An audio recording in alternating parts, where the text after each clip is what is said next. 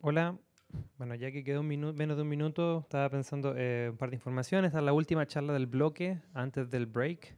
Luego tenemos dos charlas más y luego recuerden, tenemos la foto histórica de todos los años. Nos vamos a juntar acá afuera para hacer la fotito del equipo de las charlas.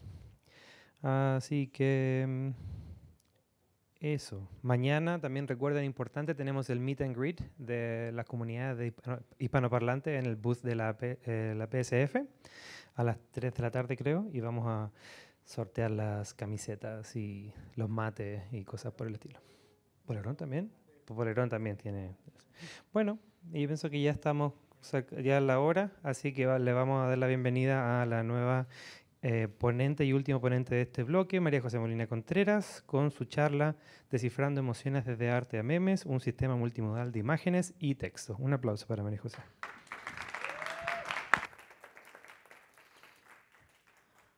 Muchas gracias.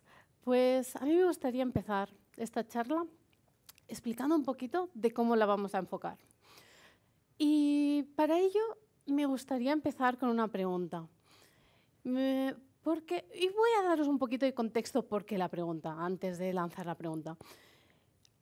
Hace unos meses empecé a ir a diferentes meetups tecnológicas, siempre con mis comunidades, y hablando de multimodales, me di cuenta que las conversaciones iban directamente a inteligencia artificial generativa. Acabábamos siempre en LLMs. Hablábamos siempre de difusión, modelos de difusión. Y esto me hizo plantearme algo. Me hizo plantearme qué es lo que entendemos por multimodal. Y entonces empecé a preguntar a mi alrededor qué les venía a la cabeza cuando alguien preguntaba ¿qué es un multimodal? Y me gustaría empezar con esta pregunta. Por supuesto, solo a las personas que quieran responder esta pregunta, pero levanten la mano a las personas que dicen multimodal. Esto es generativa. ¿Alguien? Bueno, para las personas que piensen, es más el tipo de datos, es más el tipo de arquitectura. ¿Alguien? Vale. Para personas que digan, la verdad es que no lo sé, porque para eso estoy en la charla hoy. Perfecto, me encanta. Los resultados que yo obtuve en mi círculo fue un pelín diferente. La mayoría de las personas directamente, como os comentaba en el contexto, era LLMs y generativa, directamente. Luego había algunas personas que ya íbamos más hacia la discusión de qué tipo de datos, cómo se procesan esos datos o qué tipo de arquitecturas o partes del proceso de la arquitectura. Y luego había una minoría de que no lo sabían. Hoy estoy muy contenta de que el unknown me ha crecido, con lo que voy a hacer el update de este gráfico y me hace muy feliz, la verdad. Y espero que a la próxima ya sea diferente el ratio. Entonces, usualmente suelo explicar un poquito mi background, de dónde vengo, hacia dónde voy, porque da un poco de contexto, pero hoy lo vamos a saltar porque tengo mucho material y muchas cosas que explicar. Pero, sin embargo, os paso mis contactos de LinkedIn y también el repo, o sea, mi GitHub, porque aquí es donde estará el material del que hoy vamos a compartir. ¿Por qué multimodales? El mundo es muy complejo. Y me diréis, obviamente, es muy complejo. Estamos viviendo, ¿cierto? Estamos llenos de olores, sabores, texturas, colores. Y esto hace que la percepción de cómo tenemos el mundo, cómo percibimos el mundo, sea muy, muy complejo. Entonces, esta equivalencia con el cerebro humano y, en general, cómo funcionamos con los multimodales, a mí me fascina, porque, en general, obviamente, tenemos diferentes casos, diferentes personas, pero tenemos una percepción de diferentes de diferentes receptores, como puede ser la vista, el olfato, el oído, y eso llega a nuestro cerebro lo codifica y de esa codificación podemos llegar a ciertas conclusiones. El hecho es que si solo tenemos una vía de percepción, se hace más difícil llegar a una conclusión. Obviamente es posible, sí, pero se hace más complejo. Y lo mismo pasa con nuestros sistemas de inteligencia artificial. Para poder tener un mejor entendimiento del mundo y poder resolver problemas complejos, tener sistemas que puedan interpretar diferentes tipos de datos y tener más contexto nos ayuda a tener un mejor sistema. Los multimodales están en muchas áreas y se están usando a diario actualmente, a pesar de que muchas personas no lo sepan o solo piensen en multimodales cuando piensan en algunas empresas, en algunos servicios, en, uy, puedo subir una imagen y alguien o una inteligencia artificial me da un output o lo que sea. Pero la realidad es que, por ejemplo, en sanidad y en ciencia se usa mucho. Porque, por ejemplo, para el diagnóstico de enfermedades, el tema de las imágenes más la información del paciente son diferentes tipos de datos. Por ejemplo, en ciencia también tenemos el tema de los datos genómicos, que vienen de datos experimentales, más pues, literatura o otras fuentes de información. En el e-commerce, el tema de los buscadores, tal y como hemos visto en la charla anterior, en el tema de media. Y esto podría ser una slide gigante, pero no quise invertir mucho más tiempo en esto. El tema es que podemos tener el sistema con inteligencia artificial generativa cuando queremos generar contenido, ¿no? Cuando queremos tener un sistema de raciocinio o algo muy avanzado. Pero no, a lo mejor no siempre necesitamos ese output. A lo mejor queremos hacer otra cosa. Entonces, dependerá del caso de uso que necesitemos usar generativa o no. La ventaja también de no usar generativa es que obviamente vamos a tener un sistema mucho más eficiente, un tema de hardware más sencillo, el tema de los deployments y el coste pues, se abarata, pero obviamente no vamos a tener generación de nuevo output, ¿no? Vamos a tener pues, un sistema pues, de clasificación o otro tipo de sistemas. Pero son sistemas que son robustos y que nos pueden ser muy útiles, depende del problema que queremos resolver. Independientemente si vamos por generativa o no, tenemos unos retos y son los retos que tienen los sistemas multimodales. Y es que el tema de cómo son los datos, como bien hemos visto en la charla anterior, es un reto muy grande. Porque juntar datos tabulares, por ejemplo, con datos de vídeo, con datos de sensores, con datos de audio, es muy complicado. Y parece mucho más sencillo, pero es muy complicado de verdad, porque además necesita diferente tipo de procesamiento, diferente tipo de management, pero todo es posible. Además, el tema computacional es complejo, porque si trabajamos con temas de imágenes o vídeo, imagen, texto, por ejemplo, estamos incrementando un montón el tema de la complejidad. El tema de la data imbalance, que además es como en todos los sistemas, esto ya independientemente de si es un multimodal o un unimodal, porque ¿qué pasa cuando tenemos muchos datos de nuestros sensores, por ejemplo, pero solo tenemos 2 frames de vídeo? ¿Cómo hacemos que eso cuadre? ¿Y cómo hacemos que eso cuadre para tener el output que queremos? Y obviamente el tema de la interpretabilidad, que está siempre ahí pendiente. esa es como mi pequeña introducción a por qué, al cómo y hacia dónde vamos con esta charla.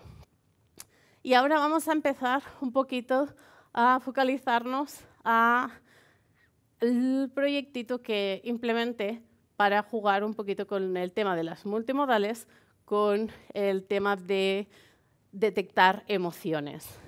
Y si alguien pregunta, ¿pero por qué esto de emociones? Pues la verdad es que yo me he dado cuenta con el paso de los años que la comunicación es muy compleja. Venimos de culturas muy diferentes y con backgrounds diferentes y hay muchos memes que yo no entiendo. Y yo soy de esas personas que me quedo así y digo, ¿me explicas? ¿Me lo explicas? Que no lo entiendo. Y pensé, oye, ¿y si un sistema de inteligencia artificial me pudiera ayudar a hacer esto? Bueno, pues vamos a ver qué tan complejo esto puede ser, porque es bastante complejo. Entonces, uno de los primeros topics que tenía era, ¿qué hago? ¿Entreno un modelo o me voy por otras opciones? Entonces, mi primer punto fue, bueno, vamos a ver qué datos tengo y de ahí decido, porque no podemos decidir, voy a directamente entrenar sin saber qué datos tengo. Así que fui a una Open Library de imágenes de cosas de arte. Son varias como bibliotecas que ceden las imágenes y se puede usar sin ámbito de lucro. Y de ahí empecé a evaluar si era posible hacer el entrenamiento. Y estos son algunos de las imágenes que tenía como relacionadas a emociones. Y empecé a ver ciertos retos en este dataset, porque no tengo representación cultural, por ejemplo. Y veníamos del topic de es importante poder entender las diferentes culturas para poder entender las emociones, ¿cierto? Porque no en todas las culturas las emociones se expresan igual. Así que decidí simplificar el sistema y no hacer un entrenamiento. Y fui por un sistema de modelos preentrenados. Por una parte, lo que tenemos va a ser la extracción de los features de la imagen usando un modelo preentrenado general, no preentrenado en ningún tipo de imagen de emociones, que también se podía haber usado, pero decidí ir por algo general para ver qué tal funcionaba. Y luego, por otro lado, la extracción del texto. Luego evalué la opción de diferentes fusiones, que lo vamos a ver qué tal, y me quedé con la cross attention, que luego vamos a explicar qué es, y luego pues se fusiona y puedes evaluar cómo van tus emociones, vamos a decir. Vale, entonces, en este caso, por ejemplo, es un ejemplo de los que ejecuté, de los que evalué. Esto es el texto importante. Usé el texto que la website asociaba o que el autor de la pieza de arte asociaba a esa imagen como descripción para poder tener una abstracción de la emoción del texto en base a lo que el autor consideraba con el de la imagen. Y en este caso aún hay un poco de relación, pero hay algunos casos que eran muy, muy complejos. Algunos de esos casos no los vamos a ver hoy, pero si tenéis interés, voy a colgar un par de ejemplos en el social media y en el repo para que le echéis un ojo porque es muy interesante. Vale, entonces me centré en usar una pre-trained efficient net model y alguien me puede decir, ay, pero el primer punto estás poniendo que es del 2019, hace años ya. No hay opciones más nuevas. La respuesta es sí. Tenemos opciones más nuevas, tenemos opciones de transformers un poquito más recientes, pero volvemos al mismo punto. ¿Qué es lo que necesitamos? ¿Qué es lo que queremos? Y ¿necesitamos solo usar lo último o necesitamos usar lo que mejor se adapta a nuestro proyecto o lo que queremos aprender? Entonces, en mi caso, me centré en esta CNN que está optimizada y a mí me gusta mucho porque tiene todo lo que es el scaling bastante automatizado. Hay diferentes tamaños de modelos que puedes elegir según tu cómputo y puedes ver qué tal mejora. O sea, y es muy fácil todo. Entonces, yo fui por esta opción básicamente por eso.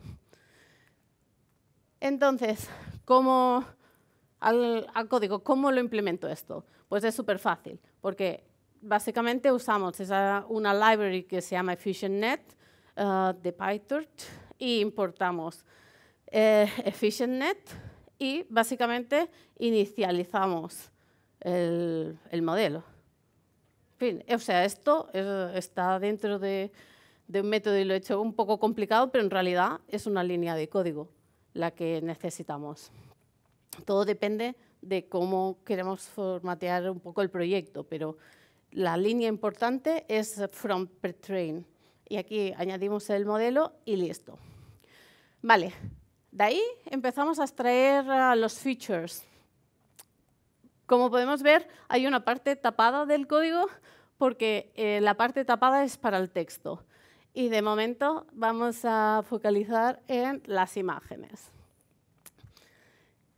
Vale, aquí lo más importante es simplemente que estamos extrayendo las propiedades o los features que tenemos en nuestra imagen, solo de la imagen, en este punto. Pero tenemos además la parte del texto que hemos dicho, ¿cierto? Y es un poco raro porque me estoy diciendo, esto es completamente independiente ahora mismo. Vamos a ver qué pasa con el texto. Para el texto lo que hice fue optar por una versión de BERT. En este caso usé un DistillBERT que también me gusta mucho porque es muy ligero, está muy optimizado. Está entrenado con muchos corpus y tiene una eficiencia muy grande para lo pequeño que es. Entonces, es muy buena opción como extracción de información para usarlo para este tipo de casos. Esto fue desarrollado por la gente de Hugging Face, como podéis ver ahí. Y básicamente lo que hacemos es extraer los tokens de las... hacemos un text tokenization para las palabras. Es un sistema de 6 transformer layers, de 6 capas de transformer, y tiene un mecanismo de self-attention, que es básicamente identifica la relación de las palabras y le asocia un peso. Entonces, tenemos palabra A con palabra B, las asocia y dice, peso 0,5. Palabra B con palabra C, 0,03. Y así vamos creando el tema de la tokenización. Vale, y aquí es un poco, simplemente quería mostraros un poco la diferencia de arquitectura entre entre un BERT, que es uno de los más típicos para tokenizar, y el DistillBERT. Y es simplemente la simplificación, por si a alguien le gusta este tipo de temas y eso, que a mí me fascina. Y esta es la segunda parte. Esta es la parte del código en la que vamos a extraer y vamos a hacer con el código de Python el tema de la tokenización de la extracción de las features del texto. Y básicamente al final acabamos con un size, height, un size, una altura y una anchura. Vale. Entonces, ahora mismo estamos en ese punto que tenemos los features por un lado de la imagen, los features del texto por otra, y algo tiene que pasar para que esto vaya junto, ¿cierto? Pero como habíamos dicho anteriormente, uno de los puntos más críticos es el tema de las dimensiones. Estamos hablando de imágenes y texto y no están dimensionados igual. Entonces, una de las primeras cosas que hay que hacer es dimensionarlo, que es la primera parte, es esto, es ponerlos en la misma dimensión para que puedan estar comparables, digamos, y poder juntarse. Y luego lo que vamos a hacer es un multi-head attention para el cross-modal integration. ¿Por qué hacemos un multi-head attention? Esto básicamente es para poder tener la máxima información posible. Un multi-head es básicamente darle opciones al sistema para que diga, oh, esta mancha roja tiene que ver con la palabra rojo o con la palabra casa, da igual, ahora mismo. Y esta forma de aquí tiene que ver con la palabra barco. Más o menos esa es la idea de cómo funciona el multihead. Entonces contra más multiheads tengamos, más posibilidad tiene el sistema de aprender mejor esa asociación entre imagen y palabra. Y ahora falta poder juntarlo todo. Para poder juntarlo todo hay varias estrategias. El Early Fusion es un sistema en el que tenemos la imagen, el texto, cada uno abstraemos los features, concatenamos los features y de ahí procedemos. Luego tenemos el Late Fusion, que tienes el path de la imagen y el path del texto, y al final se hace un assembling. Y luego tenemos el Cross-Modal Attention, el que para mí es el más interesante porque es el que crea una relación es una relación bidireccional entre la imagen y el texto. Entonces, la imagen le da información al texto y el texto le da información a la imagen. Y de ahí, de esa interacción, podemos coger lo que se outputea, se da como resultado y podemos como seguir en el proceso. Y es esto, exactamente. Y esto es como se ve. No os asustéis, esto rompe todas las buenas prácticas que Riva nos ha contado hoy en la presentación. Completamente, mucho texto, fórmulas matemáticas, colores, o sea, todo mal. Pero yo vengo de una formación científica y a mí me encanta poder saber de dónde vienen las cosas, porque poder detectar errores es más sencillo cuando tú sabes de cuál es la base. Y ese es el motivo por el que pensé que podría ser interesante, más para usarla, más que para mostraros. Y mostraros un poquito la complejidad y los pasos que tiene esta simbiosis o esta relación. Entonces, básicamente tenemos, por un lado, creamos relaciones.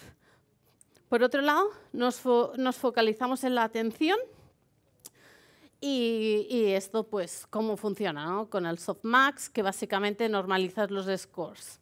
Y luego coges el contexto. Y estos 3 puntos son estas fórmulas que es bastante difícil de digerir.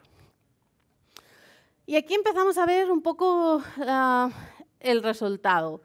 Aquí, por ejemplo, tras ejecutar el código que habíamos mostrado anteriormente, podemos ver el tema de la imagen al texto. Y aquí podemos ver que en gris son los tokens que no están considerados, pero a la misma vez sí que los he querido incluir en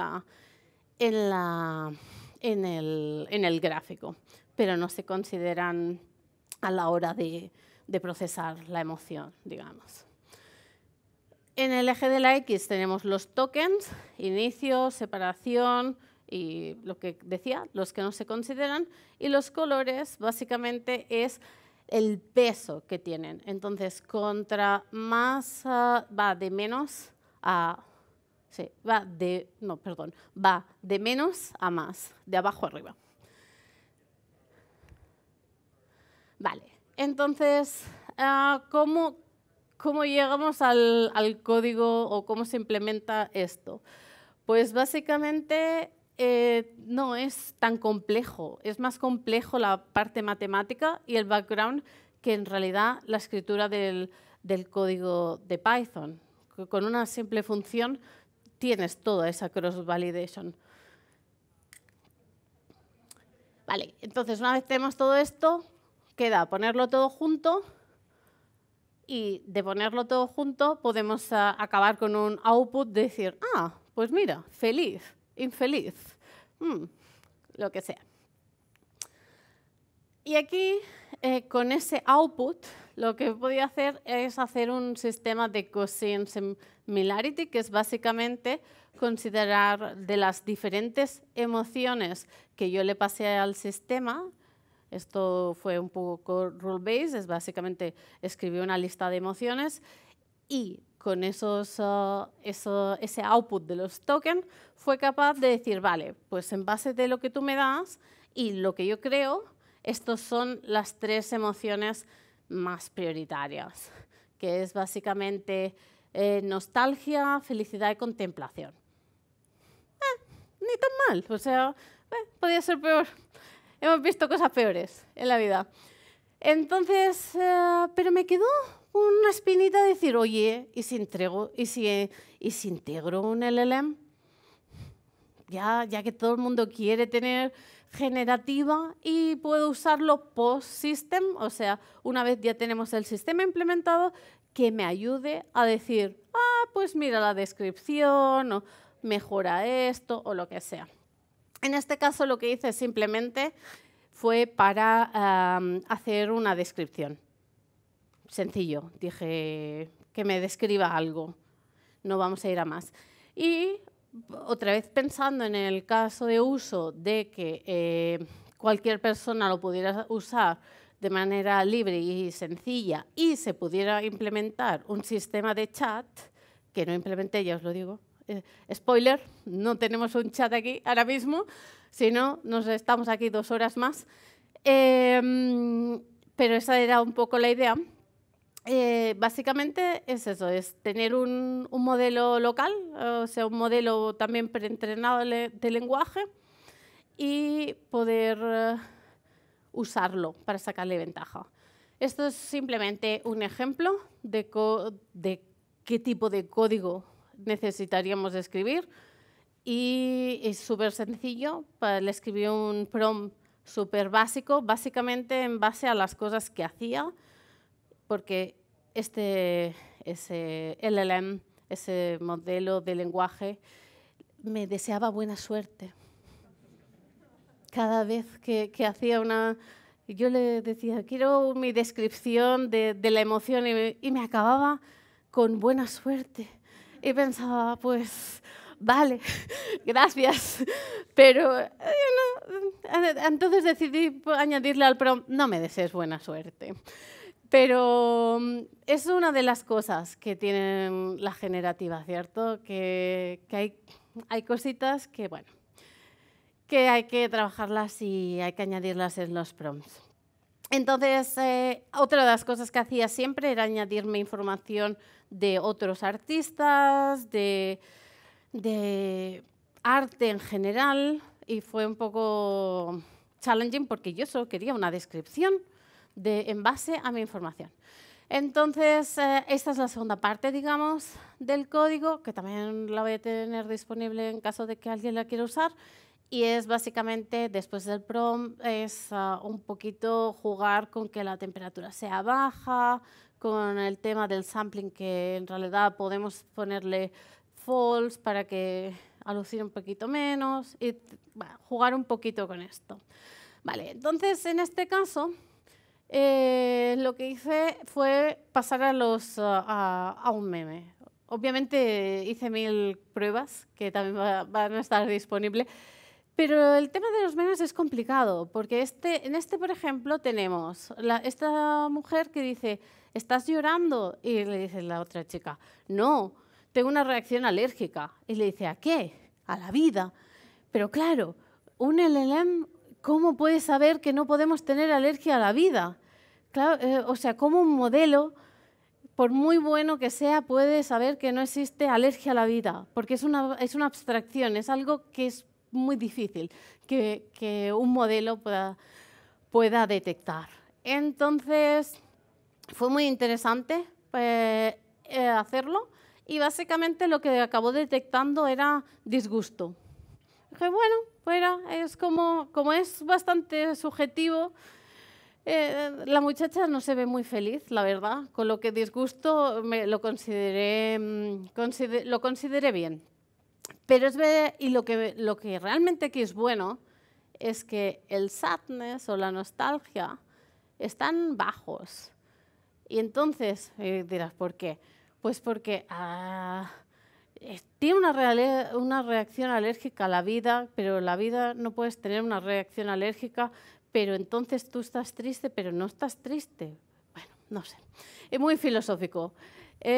Con esto solo quería acabar, que aquí podría estar horas, pero simplemente era que a este punto el LLM decidió simplemente mencionar las diferentes emociones sin mucha cosa. O sea, creo que al final el prompt fue bastante restrictivo y no dejó de desearme buena suerte, dejó de hablarme de arte, dejó de hablar de muchas cosas. Y con esto acabo. Y si queréis saber más, va a estar publicado en mi repositorio. Muchas gracias.